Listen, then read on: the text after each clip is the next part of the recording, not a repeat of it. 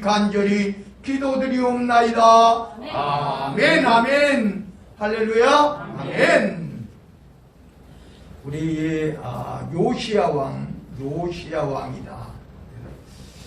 마지막 유다의 마지막 그 왕으로서 마지막 왕은 아닙니다만 마지막 종교 개혁을 했다. 이렇게 보면 됩니다. 그럼 히스기야 왕 시대에 이미 북이스라엘은 멸망을 당했어요. 그리고 나서 이제 남유다만 남았는데 히스기야 시대부터 아수르가 약화됐기 때문에 북이스라엘도 이제 남유다 왕국과 같이 히스기야 왕이 다스렸다 이렇게 볼 수 있어요. 그러니까 요시야 왕의 종교 개혁은 이스라엘 전역에 관한 개혁이었다 이렇게 볼 수 있습니다. 그래서 오늘 이 요시야 왕의 사건은 우리가 요시야 왕은 22장부터 기록이 되어 있어요. 22장, 23장에 두 장에 걸쳐 기록이 되어 있는데 요시야 왕은 우리가 쉽게 말하면은 므낫세 왕 다음이에요. 그럼 므낫세 왕은 어떤 왕이냐? 55년간 왕위에 있었는데 이 가장 극악한 유다 왕 중에서 가장 극악한 왕이었다. 그러니까 뭐 성전을 훼손하는 정도가 아니라 거기다가 우상을 갖다가 막 하고 막 그런 정도였어요. 므낫세 왕이. 그래서 하나님께서 므낫세 왕 때문에 유다가 멸망할 것이다 라고 예언했어요. 근데 이러한 일들이 요시야 왕이 이런 종교개혁을 했음에도 불구하고 유다도 역시 멸망할 수밖에 없었다라고 하는 사실입니다. 그래서 이 요시야 왕은 우리가 보면 8살에 왕위에 올라요. 그 8살에 무슨 뭐를 하겠습니까마는 그 요시야 왕이 18째 해 되는 때에 그는 전에도 없었고 후에도 없던 사사시대로부터 내려왔던 우리가 다윗의 시대, 솔로몬의 시대도 있는데도 불구하고 이 요시야 왕의 이 종교개혁은 그 정도로 완전히 사사시대로부터 그러니까 우리가 보면 사사시대로부터 그런 이스라엘이 생겨난 우리가 이스라엘이 팔레스틴 지역 그 가나안 땅에 들어온 이후로 가장 진짜 하나님 앞에 유월절을 잘 지켰다. 크게 지켰다. 이렇게 볼 수 있습니다. 근데 오늘 여기에서 그것은 어디에 기인한 것이냐라고 보면 22장의 3절에 보면 성전으로 보냅니다. 이제 성전으로 신하를 보내는데 사반이라는 신하를 보내는데 거기서 hil기야라고 하는 대제사장이 거기서 율법책을 발견합니다. 한번 생각해 보셔요. 왕은 등사한 율법책을 가지고 있게 돼 있어요. 이스라엘 왕은 율법을 등사한 것을 가지고 있게 돼 있는데 얼마나 이 이스라엘이 타락했는가를 볼 수 있어요. 왕이 율법을 알지 못했다, 읽지 않았다 이런 말입니다. 그런데 성전에서 발견한 이 율법책을 발견하게 됩니다. 그리고 이게 요시야 왕에게 올려져요. 그래서 요시야 왕이 그 율법책의 내용을 듣고 나서 이스라엘이 이렇게 망가지고 이렇게 회파된 이유가 바로 하나님의 말씀을 어겼다는 것을 절실히 깨닫고 종교개혁을 일으키는 거예요. 이것은 남유다뿐만이 아니라 아까 말씀드린 대로 북이스라엘까지 전역을 거친 그러한 종교개혁이었다라고 하는 겁니다. 그래서 오늘 여기에서 율법책을 발견하게 되는데 이 율법책을 통해서 우리가 그렇잖아요. 우리가 보면은 예레미야 시대에도 보면은 하나님께서 말씀하셔요. 그리고 이 선지자를 통해서 말씀하셔. 그를 기록해서 왕에게 보냅니다. 왕이 그것을 찢고 왕이 불에 태우고 이럽니다. 그러니까 하나님 앞에 순종하지 아니하는 왕은 그렇다 이런 말이에요. 그런데 율법책을 받아든 이 요시야 왕은 이 자기 자신뿐만이 아니라 이스라엘 전역이 하나님 앞에 범죄했음을 깨닫고 하나님 앞에 이런 개혁을 일으키는 거예요. 오늘 우리는요, 이 오늘 본문에서의 말씀을 통해서 보면 요시야 왕이 유월절을 지킨 내용에 대해서 나오고 있는데, 이제 21절로 통해서 보면 왕이 백성에게 명령하여 이르되 이 언약책에 기록된 대로 너희 하나님 여호와를 위하여 유월절을 지키라 이렇게 합니다. 이 유월절은 우리가 이스라엘의 유월절은 3대 절기 중에서 가장 독립기념일과 같은 거예요. 이스라엘의 독립기념일과 같은 거예요. 그러니까 다시 말하면 애굽에서 나온 날, 애굽에서 해방된 날을 기념하여 유월절을 지켰죠. 그리고 그 유월절을 지키라고 말하는 겁니다. 그래서 사사가 22절에 이런 표현을 씁니다. 사사가 이스라엘을 다스리던 시대부터 이스라엘의 여러 왕의 시대와 유다 여러 왕의 시대에 이렇게 유월절을 지킨 일이 없었더니 라고 표현하는 거예요. 그곳에는 바로 다윗 왕도 있고 솔로몬 왕도 있는데도 불구하고 이 요시야 왕에게 이런 이야기를 하는 거예요. 사사시대부터 지금까지 이런 유월절을 지켜본 일이 없었다 이렇게 표현하는 거예요. 그래서 요시야 왕 18째 해에, 그러니까 그가 8살에 왕위에 올랐으니까 한 25살, 6살 정도 됐을 거예요. 그때 그래서 예루살렘에서 여호와 앞에 이 유월절을 지켰더라 라고 이야기하는 거예요. 그러면 하나님께서는 우리가 이야기했던 대로 히스기야 왕처럼 회복시켜주고 다시금 이렇게 하면 참 좋잖아요. 그런데 하나님께서는 이런 요시야 왕의 개혁에도 불구하고 하나님은 이스라엘이 멸망할 것을 이야기해요. 그 이유를 들어 므낫세 왕의 범죄라고 이야기합니다. 근데 우리가 므낫세 왕의 이야기를 우리가 먼저 읽어보면 어떤 내용이 나오느냐, 나중에 회개하는 장면도 나와요. 회개하는 장면도 나오는데, 우리가 다윗 왕도 범죄하고 회개를 했지만 하나님께서는 그 죄의 값은 치러야 됐어요. 그러니까 우리가요, 그냥 하나님 앞에 내가 회개하면 되지, 이게 이렇게 말하는 어리석은 사람들이 있어요. 나중에 회개하면 되지, 죄를 짓고 나서. 그러나 하나님께서 그 죄를 용서하지 않을 뿐만 아니라 그런 회개는 하나님께서 받지도 않으셔요. 왜냐하면 우리는 죄를 지으면서 다음에 회개하면 되지. 하나님께서 우리가 약해서 부족해서 두려워서 이 죄를 우리가 두려움으로 그 두려움 때문에 죄를 짓고 나서 하나님 앞에 회개하는 그 회개를 들어주시는 거지, 또 부지 중에 알지 못하고 지은 죄를 회개하는 거지, 다음에 회개할 것을 생각하고 내가 지금 범죄하고 있다? 하나님께서 원하지 않으시는 거죠. 그러니까 어쩔 수 없이 범죄하고 나서 하나님께 회개하면 회개가 이루어지지만 그런 거예요. 그래서 우리가 하나님 앞에 이러한 죄의 대가는 우리가 그랬잖아요. 우리가 세상에도 마찬가지예요. 우리가 하나님 앞에 나 회개했으니까 다 죄 용서받았어? 이럽니까? 그 죄의 대가는 치러야죠. 죄의 대가는. 그러니까 우리가 죄 짓지 않으려고 노력해야 된다 이런 말입니다. 오늘 우리가 여기에서 보면 요시야 왕 18째 해에 예루살렘에서 여호와의 앞에 이 유월절을 지켰는데 사사시대로부터 이스라엘의 모든 왕과 유다의 모든 왕까지 다 합쳐도 이렇게 요시야처럼 온전히 지킨 일은 없었더라 라고 말하면서 이제 요시야가 개혁을 이루어내요. 개혁.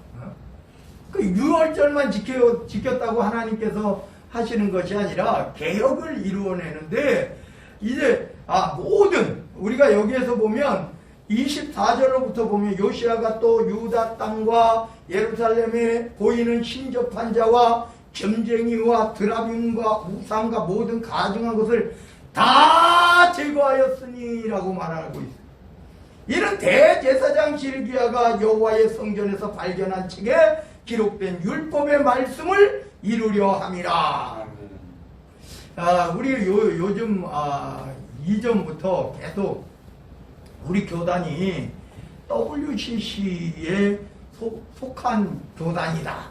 이런 유언비어 그게 아닌 거를 알면서도 나가면서 그것을 교단을 나가면서 일부러 그것을 핑계대고 나가는 그러한 목사까지 등장했어요. 자기가 알아요. 우리 교단이 WCC에 가입이 되지 않았고 WCC를 한 번도 들어간 적이 없다는 걸 알아요. 아는데 WCC가 뭐냐? 우리가 종교다원주의입니다. 하나님께서 가장 미워하시는 거예요. 이름은 멋있어요. WCC 세계교회협의회예요. 그 얼마나 멋있어. 세계교회협의회야. WCC. 그런데 그곳에는 각종 사이비 이단들이 다 포함되고 심지어 우상에서 미신에서 그런 것까지 다 인정하는 그런 거예요. 그러니까 겉으로는 세계교회협의회라고 하는 이름을 갖고 있지만 우리가 사실은 그 WCC는 이단이다라고 이야기해요. 근데 거기에 이제 큰 교단도 속해 있는데 그거 굉장히 좋지 않은 거예요. 하나님께서 가장 미워하시는 거예요. 솔로몬이 실패한 이유가 뭡니까? 솔로몬이 그렇게 하나님 앞에 칭찬받고 성전도 7년씩이나 엄청나게 세계에서 그만큼한 신전이 없을 정도로 성전도 짓고 하나님 앞에 2번씩이나 하나님께서 직접 나타나셔서 칭찬도 해주시고 그럼에도 불구하고 솔로몬이 실패한 요인은 딱 한 가지예요. 다른 신들을 인정했다라고 하는 사실입니다. 많은 부족, 많은 나라의 아내들을 얻음으로 인해서 그 아내들이 가지고 들어온 그러한 신전들을 세웠다는 거예요. 우상 신전들을 세웠다는 거예요. 그 하나님께서 그것 때문에 솔로몬 때문에 나라가 분리가 돼요. 남북으로 분리되는 그러한 엄청난 사건까지 벌어지는데 오늘 이 요시야 왕은 오히려 거꾸로 모든 이러한 우상들을 다 제거했다라고 이야기하고 있습니다. 그래서 우리가 이렇게 이야기합니다. 그래서 뭐라고 이야기하냐면은 이는 대제사장 시르기야가 24절입니다. 여호와의 성전에서 발견한 책에 기록된 율법의 말씀을 이루려 함이라. 그렇게 이야기해요. 그러면서 25절에 요시야와 같이 마음을 다하며 뜻을 다하며 힘을 다하여 모세의 모든 율법을 따라 여호와께로 돌이킨 왕은 요시야 전에도 없었고 후에도 그와 같은 자가 없었더라 라고 설명하고 있어요. 그러나 근데 26절에 보면 엄청나요. 여러분 성경에서 보면 계명에 기록된 같이 아버지의 죄가 3, 4대까지 연결된다라고. 그러나 부모의 조상의 덕은 축복은 1000대까지 이르른다 이렇게 이야기해요. 그래서 우리가 보면요, 히스기야 왕 시대에 이미 유다는 멸망당할 지경에 이르렀는데 하나님께서 회복시켜 주셨어요. 근데 히스기야 왕의 아들인 므낫세가 완전히 망쳐놔 버렸어요. 완전히 망쳐놨어요. 거기에 요시아가 이런 종교개혁을 남유다 북이스라엘의 모든 그러한 가나안 땅에 이스라엘의 모든 지경에 이르러서 이렇게 종교개혁을 일으켰음에도 불구하고 오늘 26절에는 이런 내용이 나옵니다. 그러나 여호와께서 유다를 향하여 내리신 그 크게 타오르는 진노를 돌이키지 아니하셨으니 이는 므낫세가 여호와를 경노하게 한 그 모든 경노 때문이라. 그러니까 여러분, 하나님의 자녀된 여러분들이요, 여러분들 때문에 여러분들의 자손들이 축복의 사람들이 될 수도 있고, 여러분들 때문에 오히려 거꾸로 그 후손들이 저주의 사람도 될 수 있다라고 하는 사실. 므낫세 때문에 이렇게 이야기하고 있어요. 그런데 또 보면 우리가 그럼에도 불구하고 계속된 누구 때문에요? 다윗 때문에. 다윗을 기억하사 그래도 또 용서해 주시고 또 용서해 주신 거예요. 오늘 이 시간 하나님께 예배드리는 여러분들 때문에 여러분들의 자녀들이, 여러분들의 후손들이 주님이 오시기까지 축복의 사람이 되어야 될 줄로 믿습니다. 아멘. 이 므낫세 때문에 이러면 안 돼요. 요시아 왕같이 이렇게 진실로 하나님께서 전에도 없었고 후에도 없는 그런 종교개혁을 일으키고 사사시대로부터 모든 왕에 걸쳐 이때까지도 유월절을 이렇게 지킨 일이 없던 왕인데도 불구하고 26절에 그렇게 나오고 있어요. 므낫세 때문에 라고 이야기합니다. 27절 보시겠습니다. 여호와께서 이르시되 내가 이스라엘을 물리친 것 같이 요시아 왕은 그렇게 개혁을 일으키고 하나님께서 율법에 기록된 대로 다 행했음에도 불구하고 이렇게 말합니다. 내가 이스라엘을 물리친 것 같이 유다도 내 앞에서 물리치며 내가 택한 이 성 예루살렘과 내 이름을 거기에 두리라 한 이 성전을 버리리라. 여러분, 하나님께서요, 제가 여러분들에게 늘 말씀드리는 것 중에 하나가 뭐예요? 하나님의 성전은 보이는 곳에 있지 않다는 겁니다. 하나님의 성전은 여러분들의 심령 속에, 여러분들의 마음 속에, 여러분들의 육신 속에 있는 거예요. 하나님의 성전은요, 우리가 솔로몬이 지은 이 성전에 있지 않습니다. 모세가 지은 성막에 있지 않아요. 거기는 단지 이렇게 설명합니다. 내 이름을 두려고 라고 이야기해요. 그런데 계속되는 이스라엘의 타락으로 인해서 그 성전이 회파된 것이 얼마나 많습니까? 금으로 했던 금도 다 긁어가요. 그래서 구리로 만들었는데 그 구리까지 다 가져갔어요. 바벨론 시대에는 느부갓네살 왕이 와가지고 완전히 성전을 다 회파해요. 그 훗날에 포로 교환이 아니라 포로에서 돌아온 이스라엘 백성들이 다시 성전을 건축한 게 스룹바벨 성전이라고 말합니다. 그래서 오늘 여기에서 이 성전도 버리리라. 여호와의 이름을, 내 이름을 거기에 두리라. 이 성전도 버리리라. 그 요시아 왕이 이제 28절부터 30절까지의 요시아 왕의 죽음이 나와요. 그런데 우리가 보면요, 이 죽음에 대해서 자세히 나온 것은 아닙니다만 우리가 애굽 왕이 올라오는 거예요. 올라오는데 거기 길을 비켜달라. 오히려